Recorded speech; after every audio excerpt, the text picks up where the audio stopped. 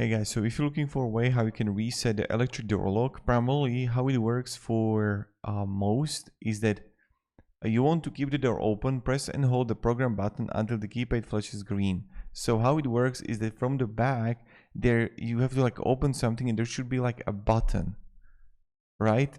Then you're just gonna press the lock button once, enter the master code, press the lock button once, re-enter the master code, and press the lock button once. But primarily this is how it works for most, is you just gonna like open the door and from the back there should be like a button or something that you have to hold 5 to 10 seconds, and that is going to help like reset it.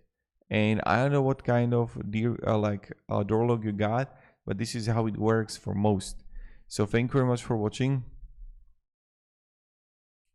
and hope this video helped you at least a little bit, and have a great day and goodbye.